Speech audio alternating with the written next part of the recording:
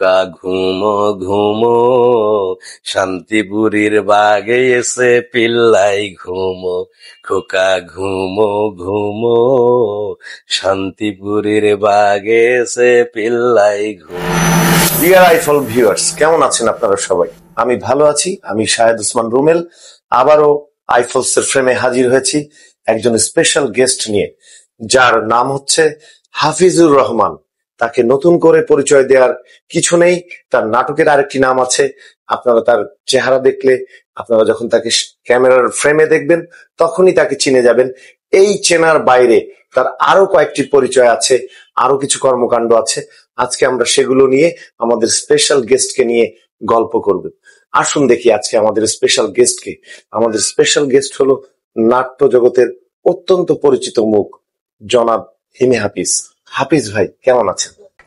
আলহামদুলিল্লাহ, ভালো আছি। আপনি কেমন আছেন? আমিও ভালো আছি। শুরুতে যেটা জানতে চাইবো, আপনার দেশের বাড়ি ঝিনাইদহ, হ্যাঁ, মহেশপুরে, আমি যতটুকু জানি, কারণ আমিও সেখানকার ছেলে, সেই সুবাদে আমার একটু জানা হয়েছে।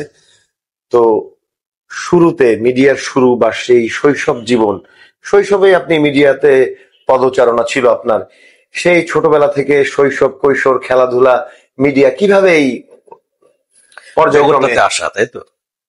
আর মিডিয়া তো আসলে টেলিভিশন মিডিয়া বা অন্যান্য প্রিন্ট মিডিয়া, নানান রকম মিডিয়া। আমাদের ছোটবেলায় তো আর মিডিয়ার এরকম প্রভাব ছিল না। আমাদের একটা মফস্বল, আপনি জানেন, আপনি ঝিনাইদহে, আপনার বাড়ি ঝিনাইদহ একটা জেলা শহর। আর আমার সেই জেলা শহরের একটা প্রত্যন্ত অঞ্চল, একটা থানা শহরে আমার জন্ম। সেখানে মিডিয়ার কোনো প্রভাব ছিল না, এমনকি কালচারাল কোনো অ্যাক্টিভিটিস, মানে ধরেন প্রথাগত যেটা সাংগঠনিক পর্যায়ে, সেটাও ছিল না।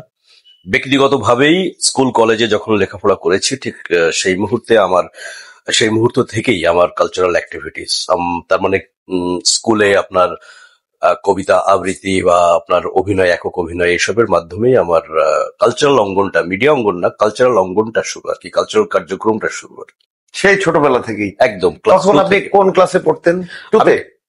আমি ক্লাস 2 থেকে আমি আমার কালচারাল কার্যক্রমটা শুরু করেছি। অর্থাৎ তখন স্কুলে আপনার বিভিন্ন প্রোগ্রামে আবৃত্তি বা একক অভিনয়, সেই সব জায়গাগুলোতে আমি অ্যাটেন্ড করতাম আমার ব্যক্তিগতভাবে, ব্যক্তি উদ্যোগে, বা আমাদের শিক্ষক মহোদয় যারা ছিলেন তাদের উৎসাহ উদ্দীপনায়। এখনো আপনি মহেশপুরে গেলে ঈদ কিংবা যে কোনো সময় আপনার সাথে প্রচুর বন্ধু বান্ধব, বড় ভাই, ছোট ভাই, আত্মীয় স্বজন, কাকা, চাচা, মামা, সবার সাথে আপনার একটা প্রাণবন্ত আড্ডা আমরা দেখতে পাই। এটাকে আপনি মনের মধ্যে আপনার কতটুকু আনন্দ বোধ করেন? হ্যাঁ, আপনি যেটা বললেন এটা খুবই মানে ঠিক, যে আমি যখন গ্রামে যাই তখন আমার একটা, মানে আমার গ্রামের যে, আমার এলাকার যে বন্ধু বান্ধব, আত্মীয় স্বজন, এই ব্যাপারটা নিয়ে আমি খুব উৎসাহী থাকি। এটা খুব স্বাভাবিক এই কারণে যে আমি আমার যে মফস্বল জীবন, সেই মফস্বল জীবনকে আমি ভীষণ রকম মিস করি। আমি মফস্বল থেকে ঢাকা শহরে এসেছি ধরেন ইন্টারমিডিয়েটের পরে। ওই সময় পর্যন্ত তো আমি ওখানে ছিলাম। আমি আসলে এমন একটা এলাকাতে, প্রত্যন্ত অঞ্চল যেটা বলে আর কি, সেই অঞ্চলে আমার বসবাস। তার মানে আমি একটা রুরাল লোক, কিন্তু শহরে আসার পরে আরবান হওয়ার চেষ্টা করেছি, এটা আমি পারিনি।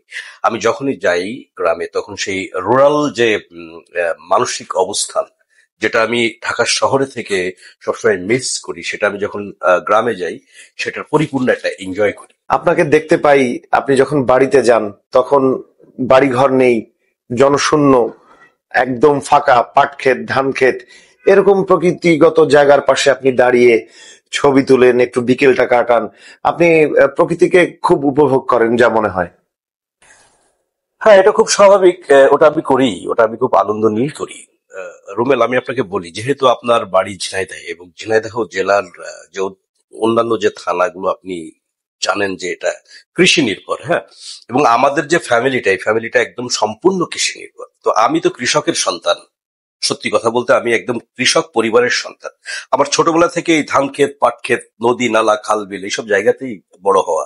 আমি যে গ্রামটাতে বড় হয়েছি, সেই গ্রামের নাম হচ্ছে নলপাতোয়া গ্রাম। সেই নলপাতোয়া গ্রামটা এমন একটি প্রত্যন্ত গ্রাম যেখানে বর্ষাকালে এক সময় আমাদেরকে হেঁটে যেতে হতো হাঁটু সমান কাদা পার হয়ে। আপনি বুঝতে পারবেন যে সেরকম একটা গ্রাম কত গ্রাম হতে পারে। হ্যাঁ, তো সেই রকম জায়গায় বেড়ে ওঠা একটা মানুষ যখন দীর্ঘদিন এই যে ঢাকা শহরের ইট কাঠ, এই যে পাথরের যে শহর, এই যে গ্যাঞ্জাম মার্কা শহর থেকে যখন বের হয়ে যায়, সেই গ্রামে যায়, তখন তো স্বাভাবিকভাবে আমি একটা দীর্ঘ নিঃশ্বাস নিতে চাই। আমার সেই ছোটবেলার মতো দীর্ঘ নিঃশ্বাস নিতে চাই। এই জন্য আমি মাঝে মাঝে আমি একটা প্রত্যন্ত অঞ্চলে চলে যাই, একটা মাঠের মধ্যে চলে যাই, আমি একটু একটা একটা একটা ব্ল্যাঙ্ক এরিয়াতে চলে যাই। আমার ভালো লাগে, এটা আমার আমার শৈশবকে মনে করি। আমরা জানি আপনার একটা বিশেষ আবেগের জায়গা আছে এবং আপনার নামটাও হিম হাফিজ। হ্যাঁ, এটার কারণ কি? এটা অনেকবার বলেছি আমি। আমি আমার আমার দাদার নাম হচ্ছে আব্দুল ওয়াদুদ বিশ্বাস, তার ডাক নাম ছিল হিমচাঁদ। আচ্ছা আচ্ছা কিন্তু গ্রামের লোক তাকে ওই ওই নামটিও আরো শর্ট করে ডাকতো হিমে ভাই। আচ্ছা আচ্ছা আচ্ছা আচ্ছা তো আমার জীবনে আমার দাদার একটা উল্লেখযোগ্য মানুষ। প্রত্যেকের জীবনেই তার দাদা, যারা দাদাকে দেখেছেন, তা দাদা খুব প্রিয় একজন মানুষ হয়। তো দাদা প্রিয় মানুষ স্বাভাবিক। তো ওই যে হিমচাঁদ, হ্যাঁ, তো ওই যে হিমে ভাই, সেই হিমে শব্দটা আমার মনে হয়েছে যে ওটা যদি আমার সাথে আমি নিয়ে রাখি, তাহলে আমি সারা জীবন, আমার মৃত্যু পর্যন্ত আমি দাদাকে বহন করলাম। এটাই হচ্ছে কারণ, অন্য কোনো কারণ নেই। বাহ, দাদার প্রতি অসাধারণ সম্মান জানানো, এটা খুবই বিরল এ যুগে আসলে। আমি আরেকটা কথা বলতে চাই, সেটা হচ্ছে যে এই যে আপনি গ্রাম শহরের যে অনুভূতির কথা বললেন না, আমি আমার লেখা একটি ছড়া, দুটি লাইন শোনালে আপনি বুঝতে পারবেন যে গ্রাম শহরের পার্থক্যটা আমার ভিতরে কেমন। সেটি হচ্ছে এরকম যে আমি নগরের নাগরিক, তবু গ্রামকে বলছি ভালো। যদিও আমার নগরেই বাস, গ্রামে খুঁজে ফিরি আলো। অসাধারণ। মানে এটা দুই লাইন বললাম আর কি, এটা একটা লম্বা কবিতা তো, ছড়া, কবিতা না। তো আমি আসলে গ্রামের মধ্যেই এখনো পর্যন্ত আছি মননে, মানে আমার ভেতরগত ভাবে। শহরে বাস করতে হয়, শহরে বাস করতে হয় শুধু বাঁচার তাগিদে। গ্রাম প্রকৃতি নিয়ে কথা বলতে বলতে আরেকটি কথা চলে আসে। আমি অনুষ্ঠানের শুরুতে বলেছিলাম যে আপনার অভিনয় জীবন বাদে আরো দুই একটি পরিচয় আপনার তুলে ধরবো। আপনি একজন ছড়াকার, সেই ছড়াকার হয়ে ওঠার গল্পটা যদি একটু বলতেন আমাদেরকে। ছড়াকার হয়ে ওঠার গল্পটা এটা খুব ইন্টারেস্টিং আমি মনে করি। সেটা কিরকম যে আমার জীবনের একটা সময় কেটেছে চাকরিতে। আমি স্টুডেন্ট লাইফে বাংলাদেশের খুব বড় একটা প্রতিষ্ঠান স্টার্ন হাউজিং, যেটা একটা ডেভেলপার্স কোম্পানি, ওই কোম্পানিতে চাকরি করতাম প্রয়োজনেই। তো ওইখানে আমার যে কাজ ছিল, সেই কাজের মধ্যে একটা বড় অংশ সময় আমি বেকার বসে থাকা লাগতো আর কি। তো হয়তো এই যে ছড়ার প্রভাবটা আমার ভেতরে কোনো না কোনো ভাবে ছিল, আমি জানতাম না। তো ওইখানে আমাদের একজন কলিগ ছিলেন, ওনার নাম বাদল হাওলাদার। উনি ওনার ওই পেশার মধ্য দিয়ে টুকটুক করে ছড়া লিখতেন এবং ওনার ছড়াগুলো বিভিন্ন পত্রিকাতে ছাপা হতো, ছোট ছোট বিভিন্ন পত্রিকাতে, এবং উনি আমাকে সেই ছড়াগুলো আবার শোনাতেন। যে উনি আমাকে যে কোনো ভাবে মামা বা ভাগ্নে বলতো আর কি, আমি ওনাকে মামা বলতাম। ভাগ্নে দেখো তো ছড়াটা কেমন হয়েছে। তো আমি আসলে মানে ওনার ছড়াটা লেখা দেখে আমি ওনাকে ফান করতাম যে কি লেখেন এগুলো, এর চেয়ে আমি ভালো লিখতে পারি। তো উনি আবার, আমি ওনাকে চটাইতাম, মানে রাগাইতাম আর কি। তো উনি আবার খুব খেপে টেপে যেত, হ্যাঁ তুমি লেখো তো কিরকম পারো, না লিখতে পারো না, খালি সমালোচনা করো। তা আমি হাসতাম, ওনাকে রাগাইতাম মূলত। এই করতে করতে আমি একদিন ওনাকে বললাম যে চান আমি আপনাকে একটা ছড়া লিখে দেখাই, লেখো তো। তো তারপরে আমি খুব একটা ধ্যানমগ্ন হয়ে গেলাম যে ছড়াটা তাহলে কিভাবে লেখা যায়। ওই একদিনের মধ্যে বা 2 দিনের মধ্যে আমি একটা ছড়া লিখে বললাম যে এই যে দেখেন ছড়া। তো উনিও খুব প্রশংসা করলেন, এই না ভালো হয়েছে তো। তারপরে আমি বললাম তাহলে এখন কি করা যাবে, বললে এটা একটা পত্রিকা দিয়ে দাও। কোন পত্রিকা? রূপালী পত্রিকা ছিল আমার যে অফিস স্টেশন হাউজিং এর, তার ঠিক অপোজিটে। আমি ওটা সুন্দর করে লিখে টিকে আমি পত্রিকাতে দিয়ে দিলাম। ঠিক 1 সপ্তাহের মধ্যে যে সাপ্তাহিক যে ওদের ছোটদের পাতা, ওই পাতায় আমি দেখলাম যে ওটা বের হয়ে গেছে। এইটা আমার জন্য ছিল ভীষণ রকম আনন্দের, এবং ওর পর থেকে আমি একটা ইন্সপিরেশন হচ্ছে, না তাহলে তো হয়, এটা চাইলে তো লেখা যায়। আমি তখন থেকে লেখা শুরু করলাম। এটাই।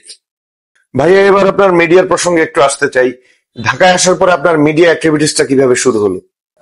ঢাকায় আসার পর মূলত যেটা হলো, আমি যেহেতু আপনাকে বললাম যে আমি মফস্বল শহরে বেড়ে ওঠা, সেখানে কালচারাল যে অ্যাক্টিভিটিস গুলো আমি করতাম সেগুলো একদম ব্যক্তি কেন্দ্রিক বা স্কুল কলেজ কেন্দ্রিক। তো ওখানে তো সাংগঠনিক কোনো ব্যাপার ছিল না, সাংগঠনিক চর্চাটা করতে পারিনি। তখনই আমার একটা ইচ্ছা ছিল যে আমি কালচারালি আরো বেশি রিচ হতে হবে আমার।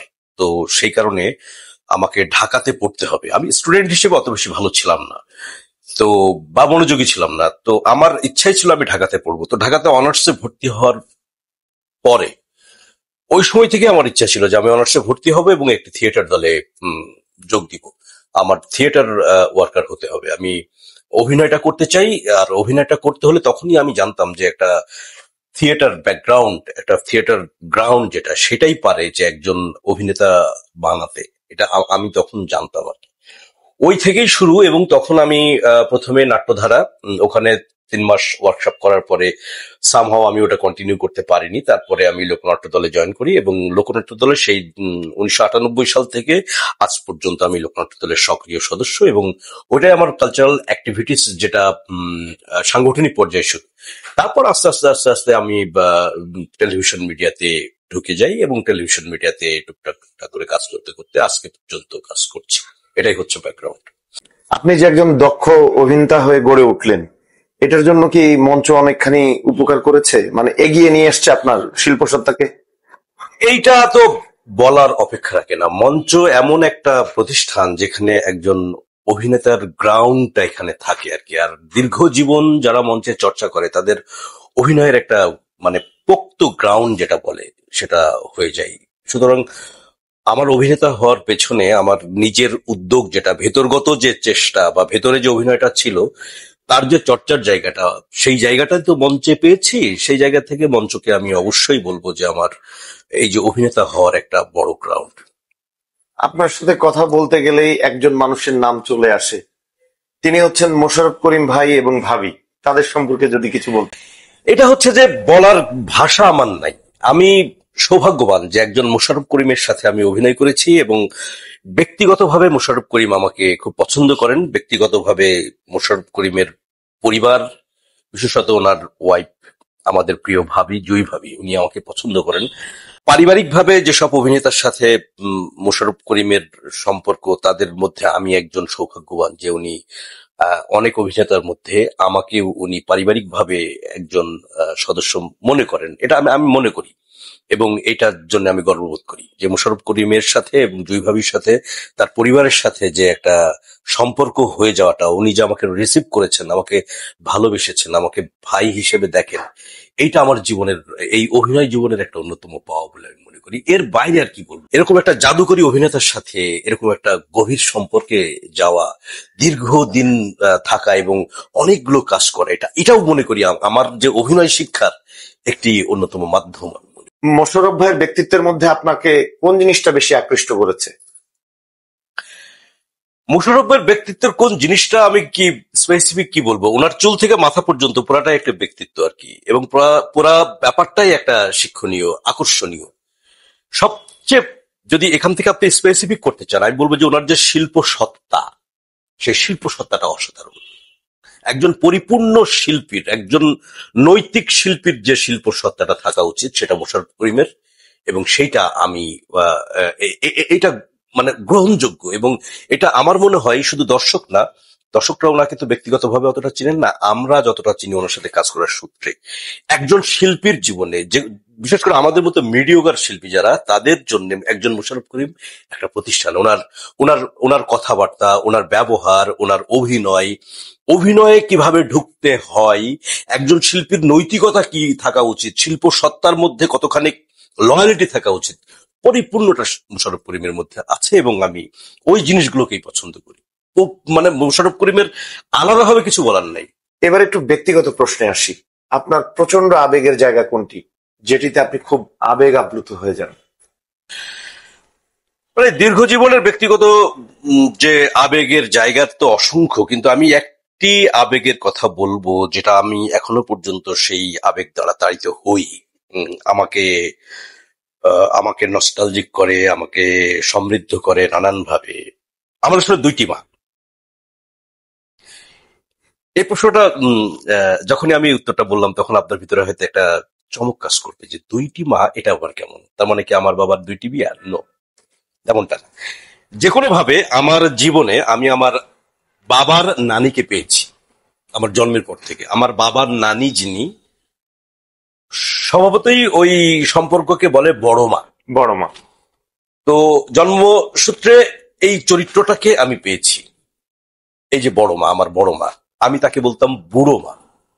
উনি হচ্ছেন আমার ভীষণ রকম আবেগের একটি জায়গা।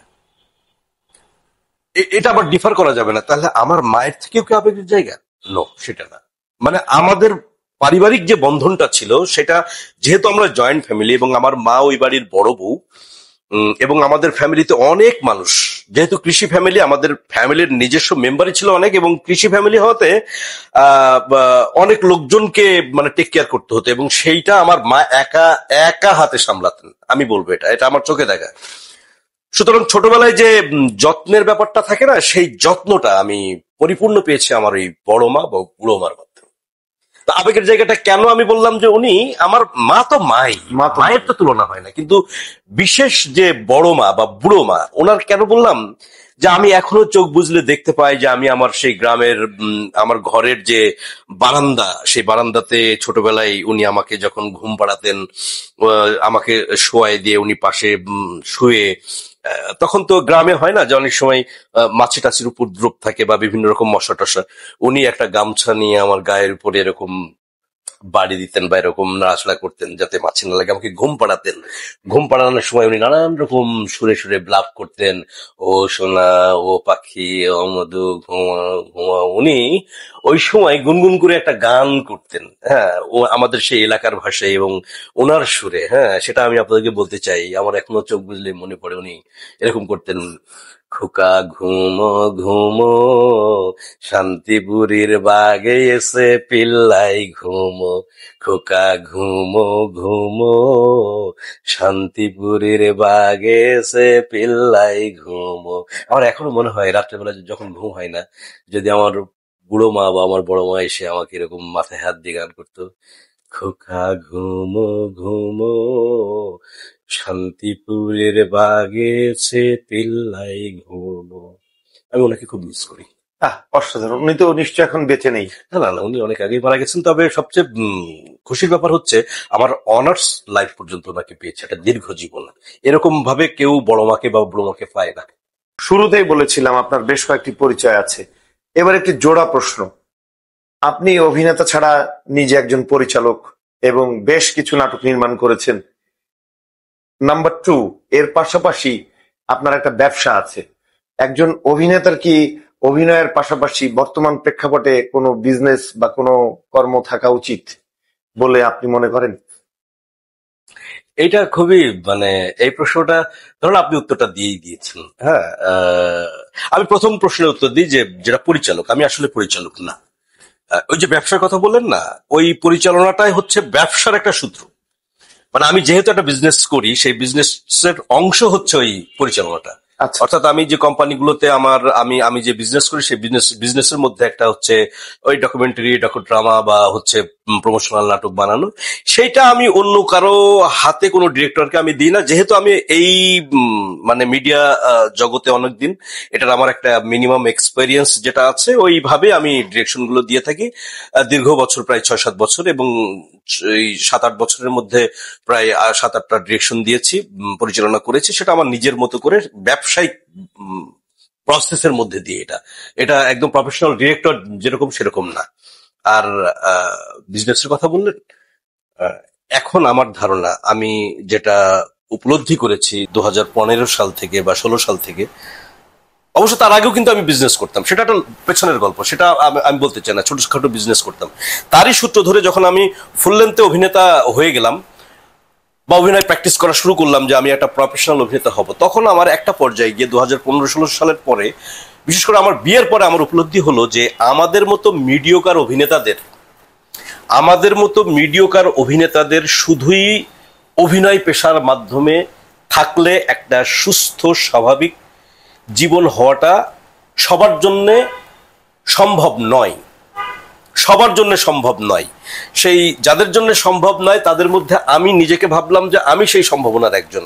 সুতরাং আমি তখন মনে করলাম যে আমার পাশাপাশি আর একটা মানে আর্নিং সোর্স থাকতে হবে, এবং তখনই আমি বিজনেসে চলে গেলাম। এবং আমি এটুকুই বলতে চাই যে আমার মতো যারা মিডিওকার অভিনেতা এই ইন্ডাস্ট্রিতে এখন আছেন, যারা এখনো পর্যন্ত উপলব্ধি করতে পারছেন না যে তাদের ওই অভিনয় পেশার পাশাপাশি একটা কিছু করতে হবে, তারা খুব দ্রুত শুরু করেন। কারণ আমি জানি যে আমার মতো এইরকম মিডিওকার অভিনেতা তারা অনেকেই খুব ক্রাইসিসে আছেন, এই মুহূর্তে তো আরো বেশি আছেন। আমি আমার সেই ভাই বন্ধুদের উদ্দেশ্যে বলবো, আপনারা শুধুই অভিনয় পেশাটাকে নিয়ে থাকবেন না। থাকলে এক ধরনের ক্রাইসিসে পড়বেন, দুঃখ বেদনা থাকবে। সাথে যদি পারেন দয়া করে কিছু করেন মানসিক স্বাস্থ্যের জন্য, পারিবারিক শান্তির জন্য, ভালো থাকার জন্য। আপনি ইদানিং খুব বেছে বেছে কাজ করছেন, এটা কি সময়ের অভাবের কারণে না কোনো আক্ষেপ থেকে? শোনেন, আপনাকে একটা কথা বলি। আমাদের একজন থিয়েটার অভিনেতা ছিলেন, আমাদের বড় ভাই, দেশ নাটকের দিলীপ দা। তো দিলীপ দাকে একজন ডিরেক্টর বলছেন যে, দিলীপ দা আপনাকে ইদানিং টেলিভিশনে খুব একটা বেশি দেখা যাচ্ছে না। করি না। কেন করেন না কেন? কেউ ডাকে না। তো ব্যাপারটা ওরকম না, আমি বেছে বেছে কাজ করছি এটা ঠিক, যে একটা সময় যখন মানুষ শুরু করে অভিনয়টা তখন তো এক ধরনের গ্রাউন্ড লেভেল তৈরি করার জন্য যে কোনো ক্যারেক্টার ওরকম করে আর কি। তারপরে তো আস্তে আস্তে সে তার যখন একটা ম্যাচুরিটি আসে তখন সে ক্যারেক্টারটা বুঝেই করার চেষ্টা করে। আমি সেরকমই করি। তো নট দ্যাট যে আমি সেইটা করতে গিয়ে কম করছি, এরকম না। এখন তো কাজের পরিধি অনেক বাড়ছে, ঠিক আছে, কিন্তু অনেকের জন্যই হয়তো সেই পরিধিটা খুব কার্যকর হচ্ছে না। আমি ব্যাড লাক বলবো না, বা আমি বলবো না যে এখানে আমার কোনো আক্ষেপ আছে, কোনো আক্ষেপ নাই। কাজ কম হচ্ছে, যেটুকু হচ্ছে সেটুকু আমি একটু বুঝে বেছে দেখে করার চেষ্টা করছি, এটুকুই। যেহেতু আপনি একজন ছড়াকার, জনপ্রিয় একজন ছড়াকার, আপনার মুখে একটা ছড়া শুনতে চাই, এবং ছড়া শুনতে শুনতে দর্শকদের উদ্দেশ্যে যদি আপনার কিছু বলবার থাকে আমরা সেটা শুনতে চাই। আমি জনপ্রিয় ছড়াকার না, আমি মোটেও ছড়াকার না। আমি একটা সময়ে একটা পরিস্থিতিতে ছড়া লিখতাম, এখন আর লিখিও না। আমি সেই আমলে একটা ছড়া লিখেছিলাম, সেটুকু আমি ছোট একটা ছড়া বলতে চাই। ঘটছে ঘটনা যেখানে সেখানে, ঘটনার তবু বাকি, ঘটেই চলেছে ঘটনা যত, দিয়ে চোখ কান ফাঁকি। ঘটনাকে নিয়ে হই হুল্লোড় মাতামাতি করে যারা, এসব ঘটনা ঘটার জন্যে তাই আসলে তারা। এটা একটা প্রেক্ষাপট নিয়ে লেখা। সুধী দর্শক, আইফলসের যত দর্শক আছে সবাইকে আমার ভালোবাসা। সবাই ভালো থাকবেন, সুস্থ থাকবেন। বর্তমান বাংলাদেশকে কিছু দিতে যাতে পারি আমরা সবাই মিলে, নাগরিকরা ঐক্যবদ্ধ হয়ে একটা সুন্দর বাংলাদেশ করতে পারি, সেই চেষ্টা আমার আছে, সেই চেষ্টা আপনার থাক, সেই চেষ্টা সমগ্র বাংলাদেশের মানুষের থাক। আমরা একটা সুন্দর বাংলাদেশ নির্মাণ করব, এটাই আমাদের ইচ্ছা হোক। ধন্যবাদ সবাইকে। ধন্যবাদ হিমি হাফিজ ভাই। প্রিয় দর্শক, এতক্ষণ কথা বলছিলাম আপনাদের জনপ্রিয় অভিনেতা হিমি হাফিজ ভাইয়ের সাথে। অত্যন্ত সুদক্ষ একজন অভিনেতা, আমরা তার থেকে আরো ভালো ভালো প্রোডাকশন আশা করি, এবং পরিচালক মহোদয় যারা আছেন তারা তাকে আরো সুন্দর সুন্দর কাস্টিং দেবেন। নেক্সট পর্বে নতুন কোনো স্পেশাল গেস্ট নিয়ে আপনাদের সামনে হাজির হব। কেমন লাগলো হিমি হাফিজ ভাইয়ের এই সাক্ষাৎকারটি কমেন্টসে জানাবেন, এবং সাবস্ক্রাইব করতে ভুলবেন না। ধন্যবাদ।